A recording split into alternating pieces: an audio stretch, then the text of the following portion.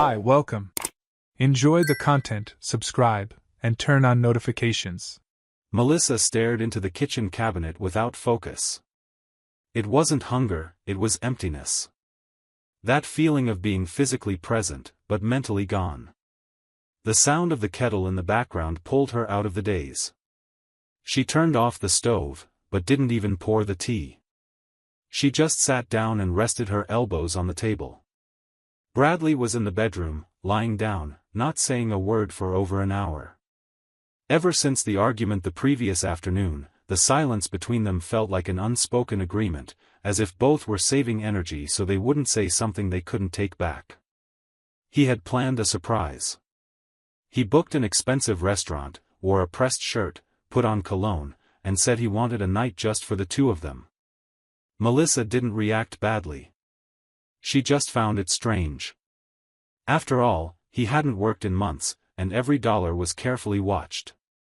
When they got to the restaurant, she noticed the place was fancy, with crystal glasses and perfectly folded napkins. The kind of place they avoided even when they were doing well financially. They sat down, ordered wine, picked dishes that seemed more like names than actual food. Bradley smiled, trying to hide his anxiety. And she smiled back, trying to figure out what this all meant. The dinner felt more like a rehearsed scene than a real moment. Between sips of wine, he talked about how things were going to get better, about opportunities he was looking into, about a possible job lead a friend had mentioned. Melissa listened, but it was like she'd heard it all before.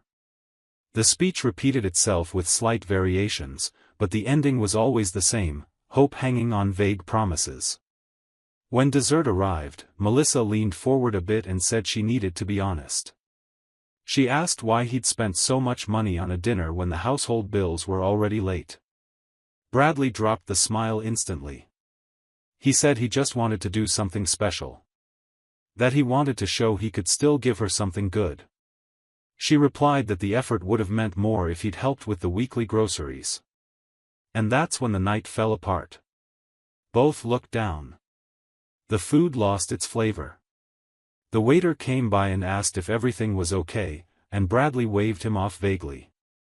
It was obvious nothing was okay. On the way home, they stayed silent. In the car, the engine noise filled the empty space where conversation should have been. Melissa looked out the window, trying to understand why this gesture, which could have been sweet, now felt like a burden. And Bradley gripped the steering wheel tightly, feeling like his failure was now measured by the way she looked at him.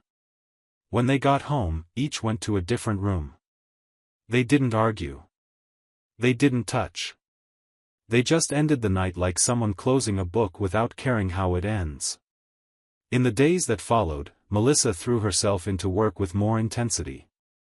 She stayed late, took on extra tasks, avoided coming home early. At home, everything ran on autopilot. She cooked, cleaned, organized. And he spent his days in front of the computer, saying he was sending out resumes. They lived under the same roof, but felt like guests. Their interactions were limited to practical questions. Are you going to the market? Did the electricity bill come due? Have you seen the mail? One Saturday afternoon, she was sitting on the couch with the monthly expense spreadsheet open on her laptop. She needed to figure out where the gaps were. That's when she saw the $400 transaction on the card, with the restaurant's name. That confirmed what she already felt: the dinner wasn't a gift, it was desperation. A silent cry trying to get back something that might have already left.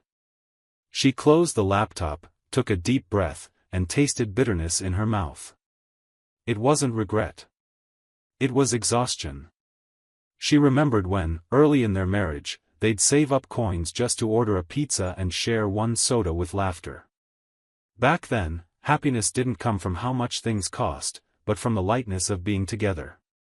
And now, even with an expensive dinner, the only thing she felt was a weight in her chest. The memory of those old moments came like a painful contrast to what they were living now. It felt like mourning something that hadn't died all at once, but slowly, piece by piece. Bradley noticed something had changed, but he didn't know what. Melissa was different, more distant, less patient. But he was used to dealing with that by staying quiet. He avoided conversations, dodged eye contact, hid behind excuses. When people asked about her, he said she was too busy with work. When people asked about him, he changed the subject. They pretended everything was fine for others, but deep down, both knew all that was left was the surface. One night, as she lay down, Melissa stared at the ceiling for a long time.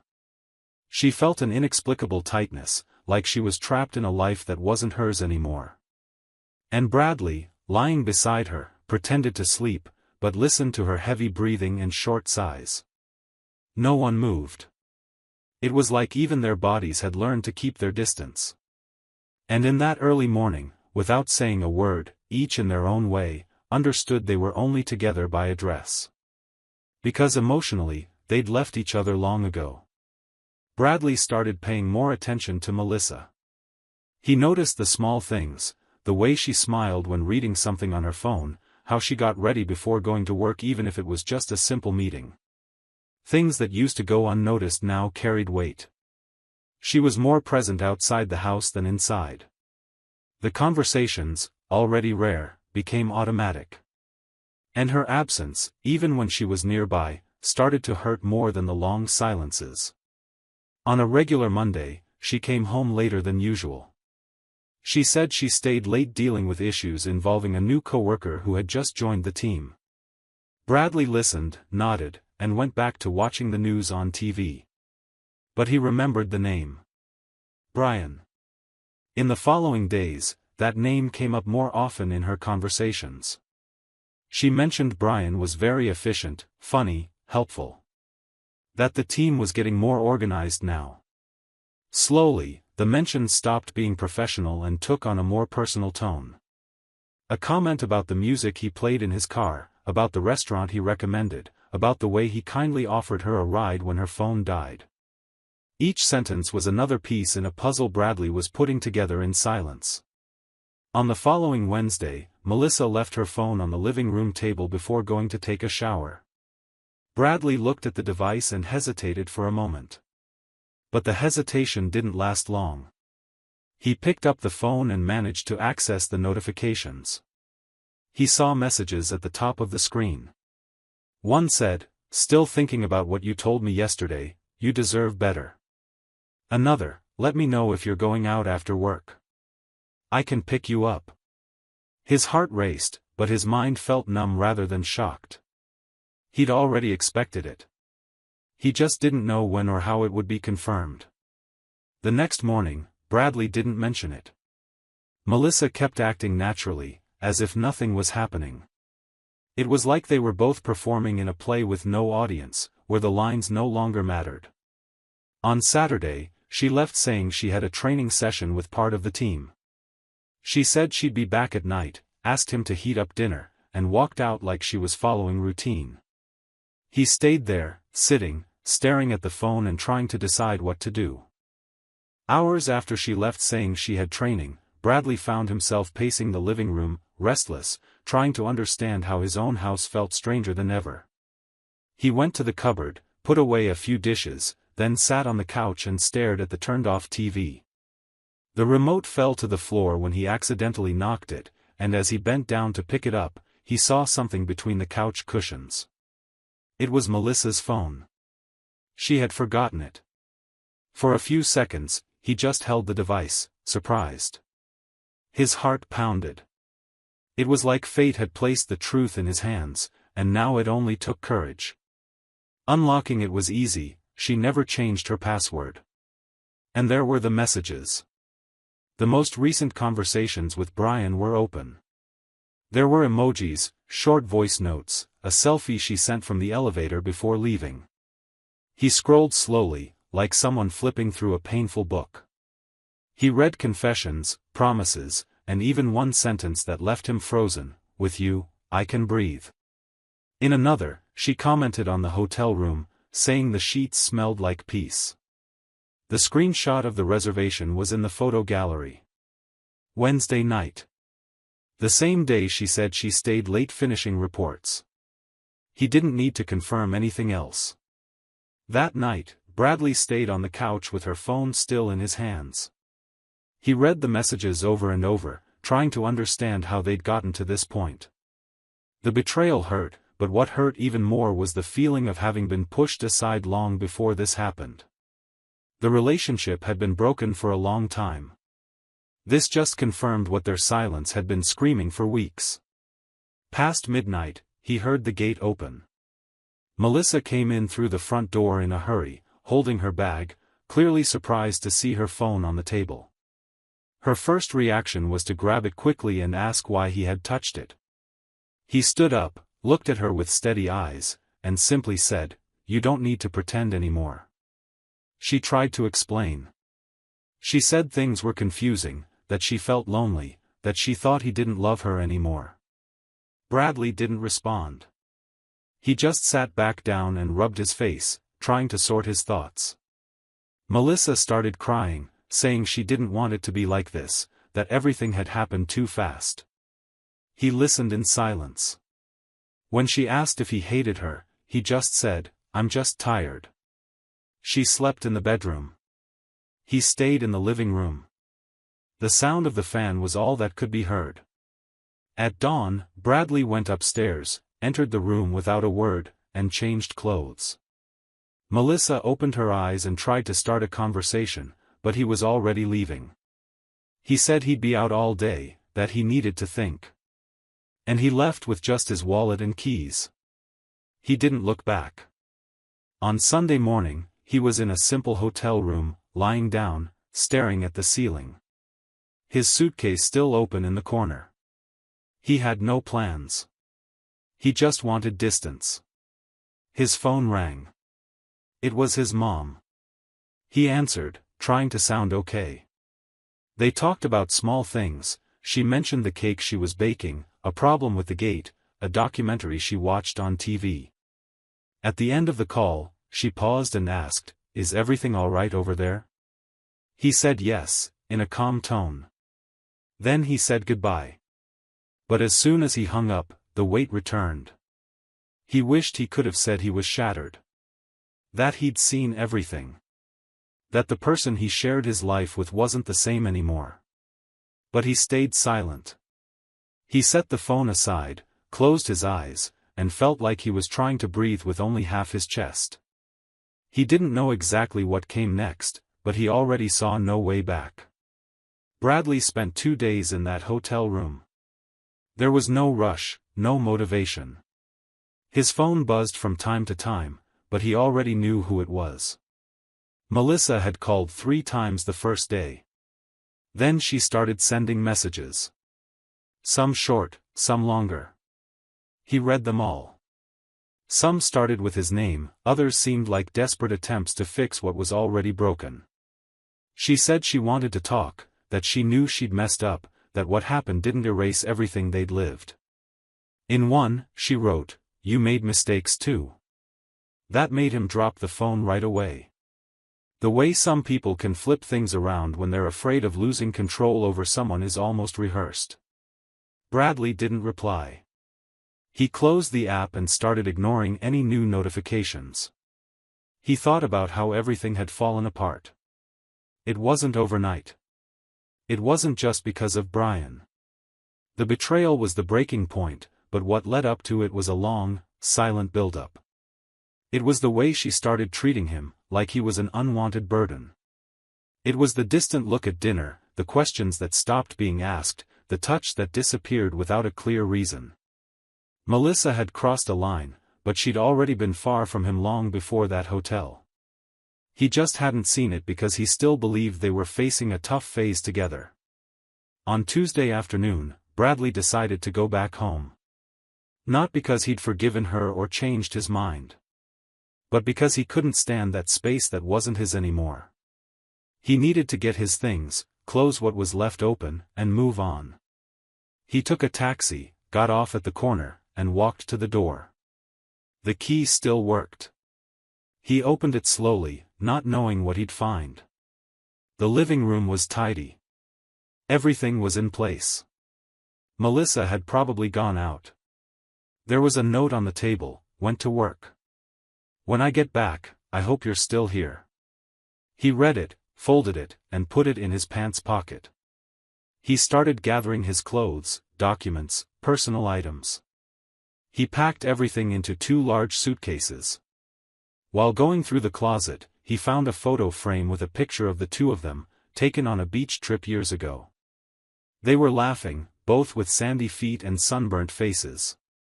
He held the image for a few seconds. Then he put it back on the shelf. That didn't belong to him anymore. In the afternoon, Melissa came home. She walked in calling his name. When she saw the packed suitcases, she froze. Bradley was sitting on the couch, waiting for that moment. She asked if they could talk. He said yes, but it would be brief. Melissa tried to explain what happened with Brian. She said she was lost, felt lonely, thought their marriage was already dead, and she didn't have the courage to say it. She admitted she was wrong, but also blamed his silence. She said she felt invisible. Bradley listened without interrupting. When she finished, he stood up, took an envelope he'd prepared, and handed it to her. Inside were the divorce papers. She looked at them, but didn't say a word. He simply said this was the end. That there was nothing left to fight for. That what she did was the final push into an abyss that had been open for a long time. She started crying. She tried to grab his arm, but he pulled away and said calmly, "You made your choice." Melissa leaned on the table and covered her face with her hands. Bradley pulled the suitcases, walked past the door, and left. That was the last time he saw the inside of that house. In the days that followed, Melissa tried to reach out. She sent messages saying she missed him, that she was sorry, that there was still time to rebuild. He read them all. He didn't reply to any. He moved back temporarily with his mom, started getting his finances in order. The bitterness was still there, alive, but something bigger was emerging, a sense of relief. For the first time in a long time, he felt like he could breathe. The pain of separation was real, but the weight of carrying a failing marriage was even heavier. On a random weekend, he went out to buy some basics and ended up walking past a cafe they used to go to together. He saw the place, remembered some conversations, her laugh when she tried the dessert he hated, the mornings when she read the newspaper and he pretended to understand the headlines just to impress her. He smiled for a second. Then he kept walking. It was strange to remember something good in the middle of so much wreckage. But life is like that. Not everything that ends badly started bad. Some stories just lose their way over time. And realizing that helps you move forward. The following Monday, he signed the divorce papers. Melissa didn't show up in person. She sent her lawyer. When the paperwork was finalized, Bradley walked out of the courthouse and stood outside for a few minutes. The world kept spinning like nothing had happened. And in a way, that was freeing. His marriage was over, but his life was just beginning again. Bradley continued living at his mom's house. After the separation, he unpacked his things, settled into his old teenage room, and said he just needed time to get back on his feet. At first, she understood. She made coffee, washed his clothes, asked if he needed help with resumes. But time passed, and that period of reorganization turned into routine. He spent his days scrolling on his phone, said he was looking at job openings, but turned down every offer that came. When his mom asked if he had any interviews lined up, he grumbled that the offers were all bad, that nothing was good enough, that nobody valued what he could do. Once, a family friend got him a temporary job as a warehouse assistant at a distribution company. The pay was modest, the work required physical effort, but it was a chance to start over. Bradley didn't even go to the interview. He said that kind of job was for people with no future. Another time, an opportunity came up to work as a receptionist at a clinic. He claimed it would be humiliating to wear a badge just to write down patient names. He always had an excuse ready, a flaw in the job, a complaint about the salary, a gripe about the distance.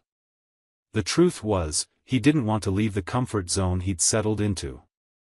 It was easier to blame the world than to face the mirror. His mom started losing patience. At first, she held back her frustration. Then, she began speaking up louder. Lunches got tense. The tension filled even the silence. One Sunday afternoon, after yet another refusal of a job offer, she exploded. She said she was tired, that he was a grown man living like a guest. She complained that she was covering all the expenses alone while he slept late and spent the day complaining about life. Bradley tried to argue back, but she cut him off. She looked him straight in the eye and said, "I'm not kicking you out because you're my son. But honestly, seeing you like this embarrasses me. You've become a failure." He was stunned. He'd never heard his mom talk to him like that. But he didn't say anything. He stood up from the table and locked himself in his room. He stayed there the rest of the day, silent. For the first time, he realized he wasn't even welcome here anymore. But even facing that, he didn't move. He stayed still, waiting for luck to change on its own. Meanwhile, Melissa's life took a completely different path. After the separation, she focused on rebuilding what she'd neglected for years. She worked harder, took online courses, showed up more in meetings. Her co-workers started seeing her as reliable, strong, strategic. 5 months after the divorce, her manager called her in to talk. She walked in thinking she'd get a new task, but walked out as the team coordinator. Her salary tripled. The following week, she cried in the office bathroom. For the first time, from happiness. Even with more money coming in, she kept her routine simple. She paid off debts, helped her parents, traded her old car for a newer one. She rented a better apartment, with more light, more quiet, more peace. And she stayed single. She went on a few dates, nothing serious. Her priority was herself. For the first time in years, she listened to herself, respected herself, felt whole. 2 years later, she closed the deal on the house she'd always dreamed of. 3 bedrooms, a backyard, a spacious kitchen where she could cook in peace. She planted lavender by the entrance, hung a new painting in the living room, and bought a chair just for reading. On the night she got the keys, she opened a bottle of sparkling wine, poured herself a glass, and sat alone, looking around that space. She stayed there, in silence. And then she realized. What once felt like guilt, the weight of the betrayal, didn't hurt like it used to. Yes, she'd made mistakes. She'd made choices that hurt people. But there, in that house, with everything she'd built through effort, she understood something she'd never accepted before: Bradley wasn't just a victim. He was also an anchor.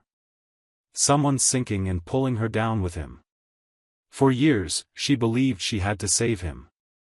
But it was her who needed to be free. The separation, though painful, was the turning point. With her glass in hand, Melissa stood up. She walked to the porch, felt the light night air, and smiled. Not out of spite, not for revenge. But from relief. Life had moved on. And now, it was completely hers. Thank you for watching the video. If you enjoyed it, don't forget to subscribe to the channel and turn on notifications so you won't miss any updates. See you next time.